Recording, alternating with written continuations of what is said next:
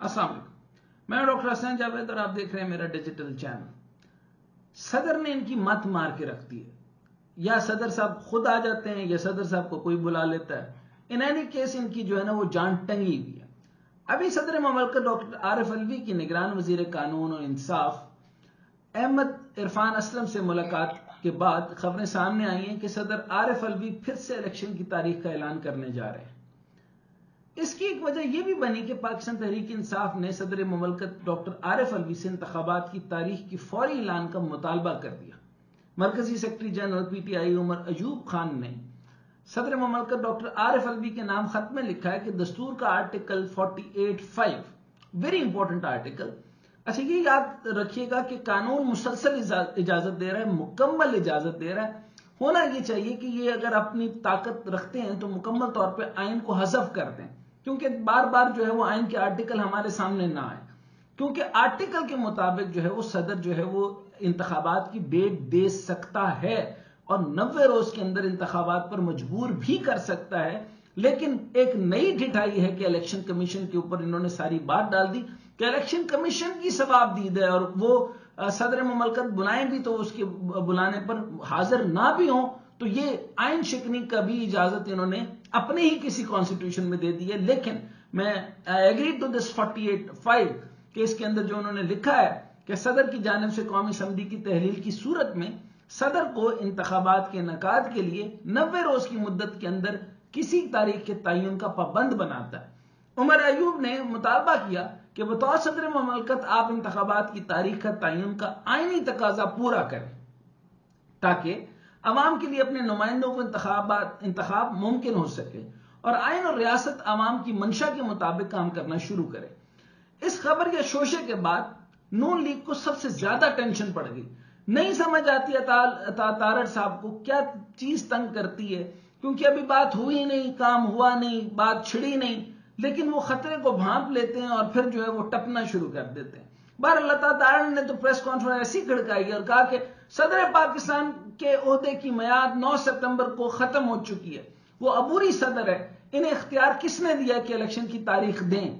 अच्छा, वैसे मैंने ये आर्टिकल नहीं देना था, मैं तो इनकी गुफ्तगू सुनाना चाहता था, लेकिन मैं आपको बता दूं कि 44 सब आर्टिकल 1 यानी सेक्शन 1 सेक्शन 1 44 सेक्शन 1 के तहत इनको ये जो सवाल ये पूछ रहे हैं कि इख्तियार किसने दिया इलेक्शन की तारीख ने, 44 सेक्शन 1 ने इनको इख्तियार दिया है कि ये डेट दे सकते हैं, ये आइन में लिखा है। और अता तारड़ साहब जो है अक्सर काला कोट पहनते हैं, मेरे ख्याल में वकील भी हैं, इनको पता होना चाहिए। बहरहाल अबूरी सदर नए सदर की तैनाती तक ओहदे पर बरकरार रहते हैं। अता तारड़ के बारे में अब क्या कहूं, नून लीग और अब इररेलेवेंट हो चुकी है, कंप्लीटली इररेलेवेंट हो चुकी है। ये अब उस तरह हो गए हैं कि ये अवाम में जाके उनको कहते हैं कि मुझे चुटकी काटो ताकि मुझे एहसास हो कि मैं हूं। तो अब ये इतने इररेलेवेंट हो चुके हैं और इनकी सियासी मौत हो चुकी है। और सिर्फ इनकी नहीं, अब आप सुन रहे होंगे कि शायद बिलावल साहब और जरदारी साहब इन दोनों के दरमियान भी कुछ खटपट है। मरियम साहिबा भी अब जो है ना उनका खून जो है वो तकरीबन जो है वो उबाल और वबाल की सूरत हाल में, ये जितने इस जवान लोग हैं इनकी सियासत असल में इनके बड़ों की वजह से तबाह हाल हो गई, तबाह बर्बाद हो चुकी है। और ये जो छोटे हैं इन्होंने भी उसी गंगा में हाथ धोए थे, यानी अपने हाथ करप्ट करवा बैठे।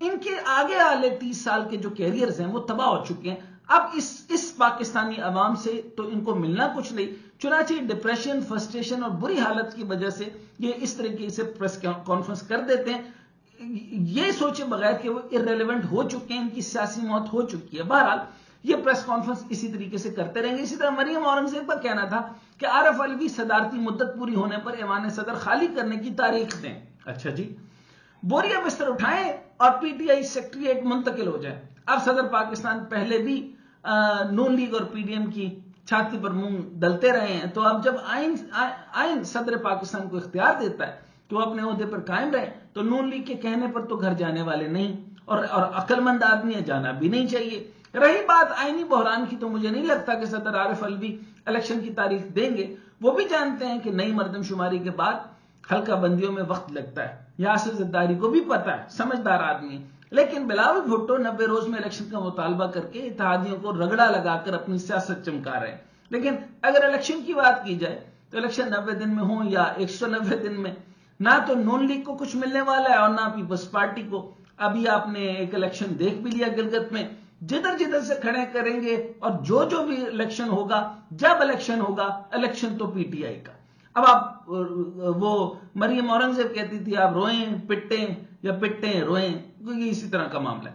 بہرحال اس انتخاب میں ہمیں گلگت بلتستان میں ضمنی الیکشن میں نظر آ گیا کہ ووٹر آج بھی پی ٹی آئی کا ہے اور اسی کے ساتھ کھڑا ہے, اور اگر جلد الیکشن ہوئے تو نون لیگ اور پیپلز پارٹی کو وہی رزلٹ ملے گا جو گلگت بلتستان کے ضمنی الیکشن میں ملا ہے. اس کے علاوہ پرویز الہی کے کیس میں بڑی پیش رفت سامنے آئی ہے اور ہائی کورٹ نے انسپیکٹر جنرل آئی جی اسلام آباد کے وارنٹ گرفتاری جاری کر دی ہے. جسٹس مرزا وقاص رؤوف نے کیسر الہی کی درخواست پر تحریری حکم جاری کیا. آئی جی اسلام آباد کی وارنٹ گرفتاری لاہور ہائی کورٹ نے رہائی کے حکم کے باوجود سابق وزیر اعلیٰ پنجاب چودھری پرویز الہی کی گرفتاری پر توہین عدالت کے کیس میں جاری کیے ہیں, اور توہین عدالت کوئی ایسی ویسی نہیں کی, اور چودھری صاحب کو لتوں سے پھاڑ کے بیچارے کی اس عمر کے اندر لتوں سے پھاڑ کے طریقہ گیا ہے. عدالت نے پیش نہ ہونے پر آئی جی پولیس اسلام آباد کے وارنٹ جاری کیے ہیں اور آئی جی اسلام آباد کو 18 سپٹمبر کو پیش کرنے کا حکم دیا.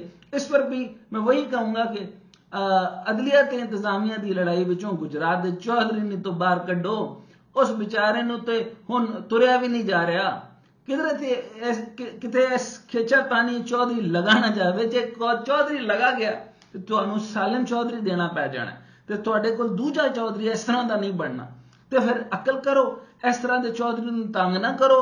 چودھری شجاعت بھی نہیں مرن لگا تے اے بھی نہیں جان لگے, انہاں دی بڑی حیاتی ہے تے انہاں دا دماغ بھی بہت ہے. تے جے واپس آ گئے تے یقین کرو انہاں نے واپس آ جانا. تے پھر وہ کرن گے کہ میاں صاحب تانوں پتہ ہی نہیں تسی کتے جاؤ گے. تے چودھری نہ چھڑو, چودھری دا کلون بھی نہ ہوئے تے چودھری واپس سالن تانوں دینا پینا.